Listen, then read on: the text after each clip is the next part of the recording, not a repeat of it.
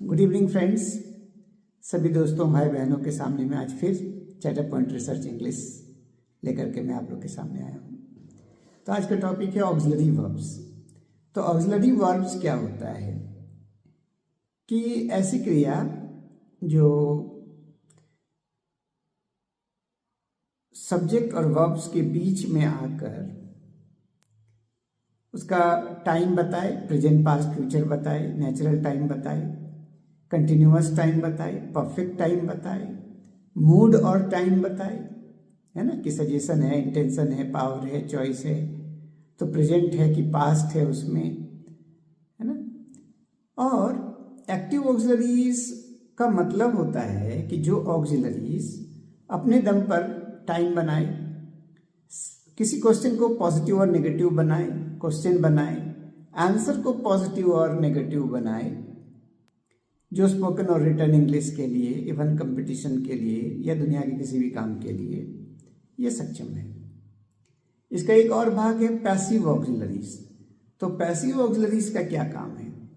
ये active auxiliaries का complement बनता है और उसमें एक टाइमिंग पीरियड बनाता है, लेंथ ऑफ टाइम,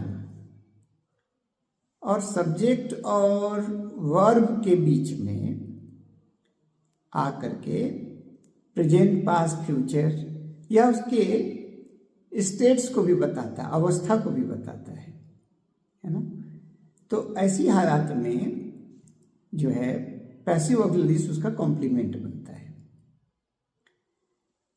तो एक्टिव ऑक्सिलरीज जो है इसका लॉजिक है कि ये नेचुरल टाइम बनाता है, प्रेजेंट पास्ट फ्यूचर, ये इंट्रोगेटिव बनाता है, किसी भी सेंटेंस का क्वेश्चन बनाता है, और सेंटेंस को, उस क्वेश्चन को पॉजिटिव और नेगेटिव बनाना, आंसर को पॉजिटिव और नेगेटिव बनाना, ये एक्टिव ऑक्सिलरीज का काम है। माने हार्ट एंड माइंड का काम जो है सच पूछिए तो ऑक्सिलरी वर्ब्स का ही है। और पैसिव ऑक्सिलरीज एक्टिव ऑक्सिलरीज का कॉम्प्लीमेंट बनकर लेंथ ऑफ टाइम बनाता है, एक्शन बेस्ड और एग्जिस्टेंस बेस्ड, है ना। और ऑक्सिलरी जो है जैसे हैज बीन, हैव बीन, ये सब पैसिव ऑक्सिलरीज है। जैसे कैन बी, तो इसमें से बी जो है पैसिव ऑक्सिलरीज है, उसका कोई रोल नहीं है ना। जैसे I can be a teacher, तो can I be a teacher, तो क्वेश्चन बनाने का काम कैन ने किया। उसी तरह से आपका do, does, am is, are, has, have, shall, will, ये सब आपका क्वेश्चन बनाएगा, तो वो एक्टिव ऑक्सिलरी हो गया। उसमें प्रेजेंट पास्ट फ्यूचर बनाने का भी दम है, तो वो एक्टिव ऑक्सिलरीज हो गया। अब एक्टिव ऑक्सिलरीज को भी जो है हम लोग तीन भागों में बांटते हैं। एक बी बेस्ड जो एग्जिस्टेंस और आपका स्टेट्स को बताएगा, अस्तित्व को बताएगा, प्रेजेंट है, पास्ट है, फ्यूचर है, ये भी बताएगा।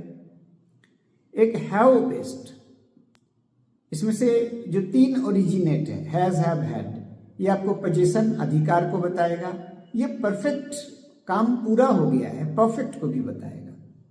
और डू, ये आपका एक्शन ऑक्सिलरीज है, जो डू, डज, डिड है। इसका क्या काम है कि ये ठीक है, एक्शन बेस्ड सेंटेंस का ये क्वेश्चन तो बनाएगा ही, सारा काम करेगा, लेकिन ये एक्स्ट्रा काम कर सकता है। ये किसी सेंटेंस को इम्फेटिक बना सकता है, इम्फेसिस कर सकता है। जैसे मैं जाता हूं, आई गो, तो क्वेश्चन बनाना है तो डू आई गो, है ना। लेकिन अगर इम्फेटिक बनाना है इसी को, तो आई डू गो, मैं जाता तो हूं, आई डिड गो, मैं गया तो, है ना, सी डज गो, वह जाती तो है, इस तरह की बात है। तो डू से तीन है, डू, डज, डिड, हैव से भी तीन है, हैज, हैव, हैड, ये पोजीशन बताने के लिए ये ऑक्सिलरीज है।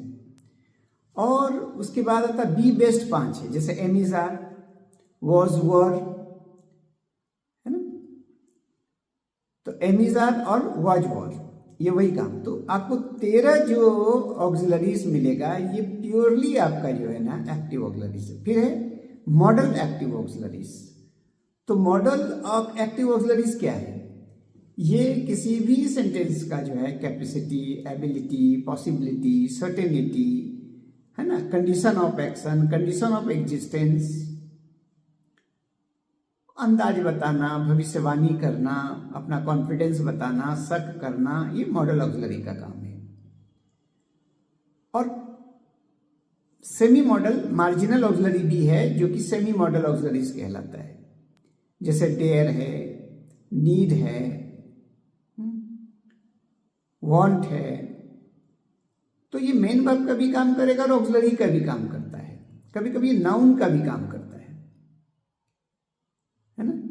तो इस तरह से जो है इसको मार्जिनल ऑक्सिलरीज कहते हैं। और कंपाउंड मार्जिनल ऑक्सिलरीज तो अनगिनत है, वो आपके लॉजिक पर और जरूरत के अनुसार ये बताता है। ये अनसर्टेन है, ये काम बाकी है या एग्जिस्टेंस होना बाकी है, मजबूरी बताना, किसी सेंटेंस को एम्फेसिस करना, ये सब काम है। तो आपका मॉडल ऑक्सिलरीज भी जो है वो 10 है।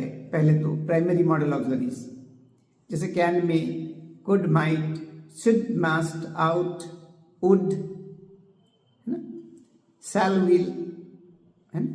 और मॉडल ऑक्सिलरीज की एक खास बात है कि उसके बाद डायरेक्टली इनडायरेक्टली वर्ब वन आना ही है, नहीं तो वो सेंटेंस ही गलत हो जाएगा, सेंस ही गलत हो जाएगा।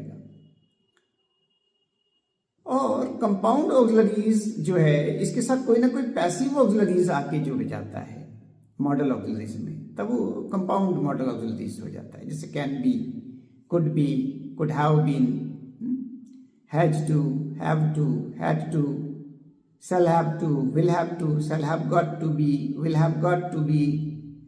इस तरह की जो ऑक्सिलरीज होते हैं,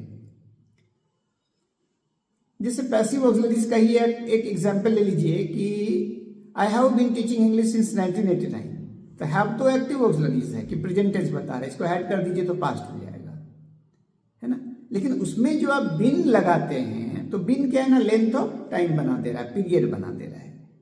तो आई हैव बीन टीचिंग, तो यहाँ बिन पैसिव ऑक्सिलरी है। अगर क्वेश्चन बनाना हो तो बिन में एक क्वालिटी नहीं है कि वो क्वेश्चन बना दे या पॉजिटिव या नेगेटिव बना दे। तो हैव को आप सामने करते हैं, और have I been teaching English since 1989, तो haven't I been teaching English since 1989। इस तरह से आप ऑक्सिलरीज वर्ब्स का इस्तेमाल करते हैं। तो अभी आपके सामने में मैंने कितने तरह का ऑक्सिलरीज रखा, एक्टिव ऑक्सिलरीज रखा, पैसिव ऑक्सिलरीज रखा, है ना। एक्टिव ऑक्सिलरीज में भी मैंने बताया be based auxiliaries, do based auxiliaries और हैव बेस्ड ऑक्सिलरीज, फिर मॉडल ऑक्सिलरीज, मार्जिनल ऑक्सिलरीज और कंपाउंड मॉडल ऑक्सिलरीज। तो फ्रेंड्स इसको कई बार सुनिए, लिखिए, प्रैक्टिस करिए और इनके कैरेक्टर्स को समझिए।